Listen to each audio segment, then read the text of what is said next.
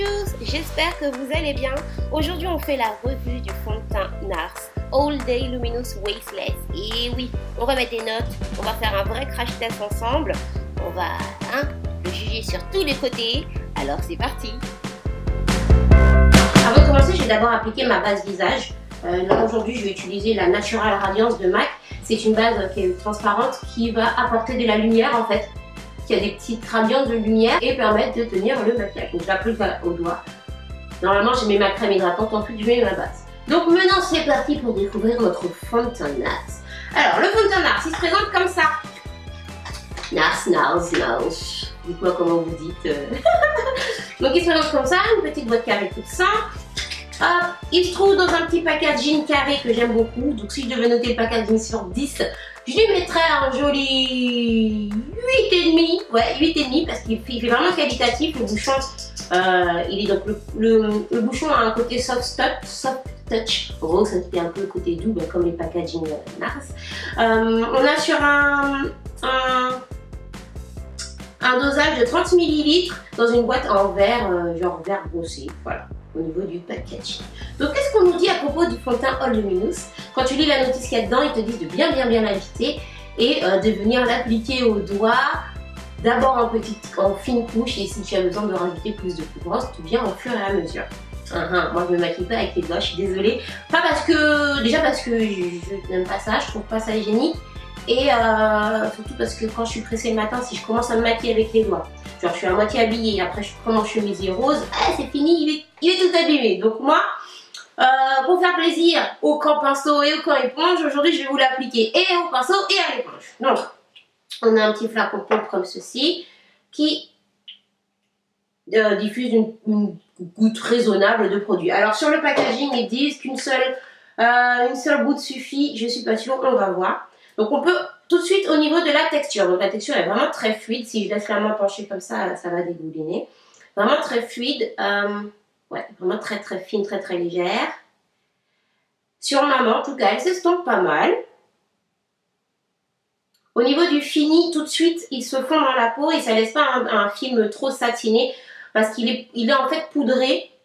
Mais moi je dirais que c'est un poudré semi-mat. J'ai eu des fonds de teint beaucoup plus poudrés qui accrochaient beaucoup plus, mais ça peut être très bien pour une journée. Enfin je dis ça peut être très bien, je fais comme si je ne l'ai pas déjà essayé. Comme si je l'ai pas déjà essayé. Je l'ai essayé une demi-journée vraiment pour pouvoir vous parler au niveau de la tenue, de la tenue, mais là on va faire first impression. Ok. Donc au doigt sur ma main il s'applique pas mal, pas besoin de trop le faire chauffer. Et comme je vous dis, il est vraiment... La texture est vraiment fluide. Allez, c'est parti, on va appliquer tout ça. Donc, quand je fais normalement, je n'applique pas d'abord sur ma main. C'est là, c'était pour vous parler de la texture. Pour l'appliquer, je vais utiliser mon 3D HD Kabuki de chez Sigma. Vous savez, le pinceau avec lequel tu n'es censé pas faire de grimace. Donc, je vais faire ce côté-là avec le pinceau, l'autre côté avec l'éponge. Je récupère la matière que j'avais mis sur la main. Et on y va. Donc, avec le Kabuki, c'est un pinceau qui est assez... un peu comme un buffer. Ici il est coupé de chaque côté pour que tu n'aies pas à faire de grimace. Je vais venir tout simplement l'appliquer en tapotant. Je commence hop, sur le coin interne de l'œil. Je vais essayer de le faire face à vous. Donc en gros là je suis sur une demi-goutte puisque j'ai étalé la moitié de la goutte sur ma main.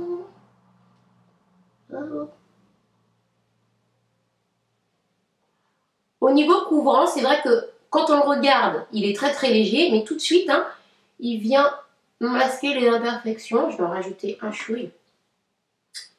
Hop, je mets directement dans le pinceau, mais avec ce genre de pinceau, il faut vraiment travailler en tapotant. Et après, je vais lisser ensuite. Je regarde par là parce que j'ai le miroir plein, je m'excuse.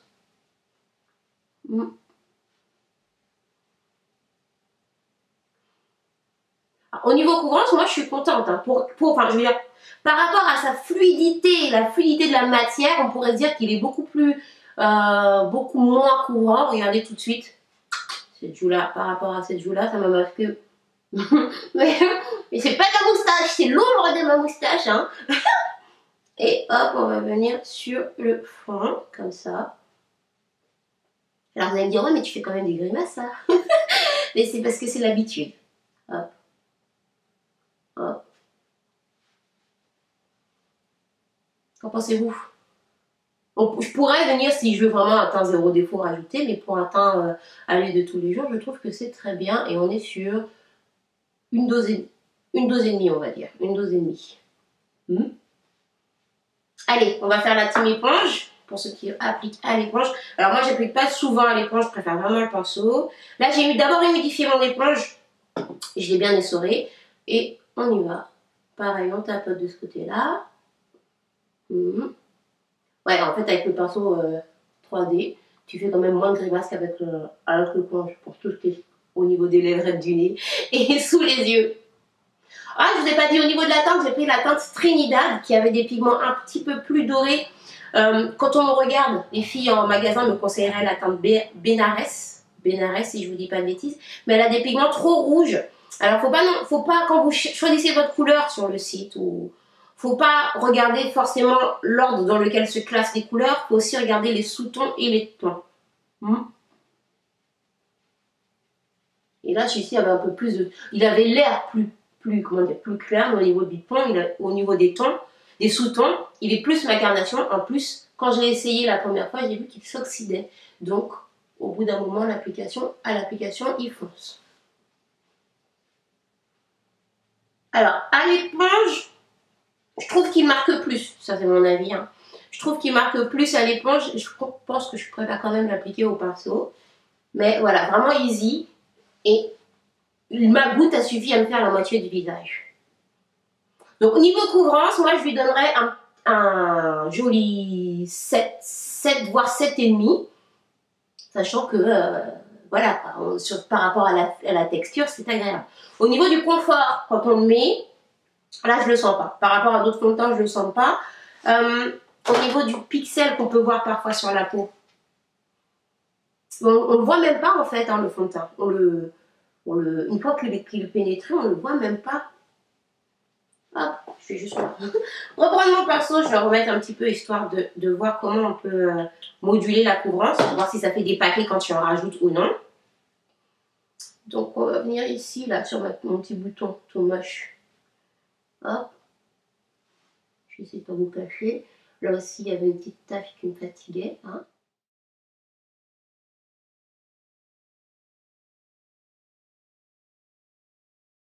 Non, franchement, le contrat est rempli, quoi. On a une matière très fluide et qui couvre suffisamment bien et qui ne fait pas l'effet placard. Parce qu'on a quand même un fini qui est quand même... Allez, je vais pas dire totalement mat, on va dire semi-mat. Mat semi-naturel. Et voilà, il transfère pas trop, ça va. Hop, alors moi je l'ai porté quand même sur une demi-journée, comme je vous ai dit, je l'ai poudré. Parce que je peux pas sortir sans avoir poudré mon fond de teint. Vous voyez déjà là, il commence à s'oxyder, cette partie-là. Il commence à vraiment se réchauffer avec ma couleur de peau. Non, moi j'aime vraiment bien ce fond de teint. Voilà. Voilà, et sa couvrance c'est vraiment bien. Bon allez, on va avancer, on va finir le make-up.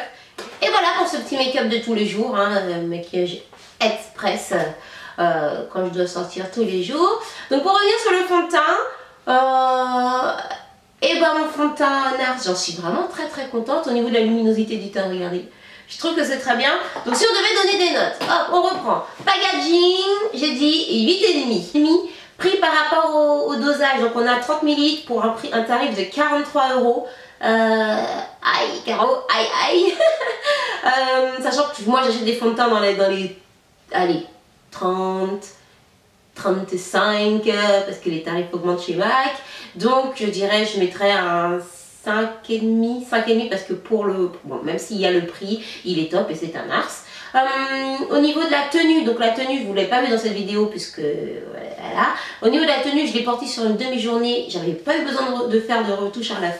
Je n'ai pas eu besoin de faire de retouche je n'ai pas eu besoin de faire de retouche à la fin de la journée, donc on va lui mettre, mais j'ai légèrement brillé sur le nez.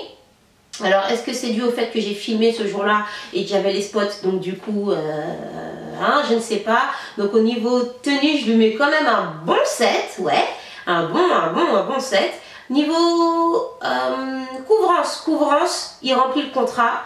malgré qu'il soit très fluide, parce que c'est ça qui est étonnant en fait. Il est très fluide, il est très léger comme fond de teint, mais pourtant il couvre vraiment bien. Donc pareil, je lui mets un 7,5 pour la couvrance.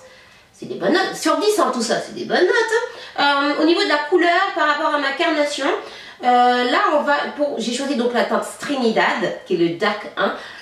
Pour Trinidad, sur ma carnation, je suis très contente. En cours de journée, il vire pas plus que là. C'est-à-dire qu'au niveau de l'application, tout de suite, on peut se dire aïe, mais il se réchauffe juste le temps de se fondre dans ma peau. Et après, au cours de la journée, il fonce pas plus. Donc au niveau de la pigmentation et de la couleur Trinidad pour moi, là je mets un bon 8.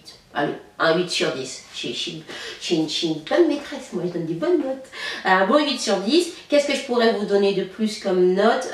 Tenue, je vous ai dit. Couvrance, je vous ai dit. Brillance, en gros, est-ce qu'il brille à la fin de la journée? Ben, je vous ai dit, j'ai un petit peu brillé, donc là je reste sur un 6,75, 7. Hein, mais même si je suis plutôt satisfaite. Voilà. Je le sens vraiment. Et voilà, et confort, on a oublié confort. Au niveau du confort, on lui met un 8. Voilà, un 8 au niveau du confort. Donc en gros, moyenne de tout ça, je ne vais pas vous le dire tout de suite, je le noterai, je ferai le calcul et je vous le dirai en barre d'infos. Donc c'est une bonne, mais je pense que c'est une très bonne note pour...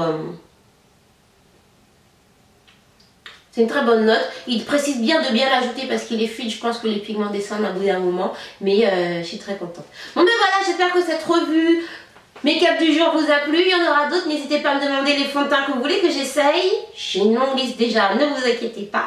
Je vous fais des très gros bisous, mes Julicious. J'espère, comme je vous ai dit, que ça pourra vous aider. Hein, pour celles qui hésitaient au niveau de la teinte. Dernier conseil que je peux vous donner vraiment quand vous devez acheter votre fond de teint, n'hésitez pas à demander un échantillon. Et n'hésitez pas à l'essayer, surtout avant d'acheter, parce que 43 € dans les orties, c'est pas cool. Voilà mes Julicious, je vous fais de très gros bisous. Je vous mets la liste des produits que j'ai utilisés, bien évidemment, en barre d'infos. Et à très bientôt pour de nouvelles revues, de nouvelles vidéos, de nouvelles aventures. En attendant, prenez soin de vous. Ciao, ciao.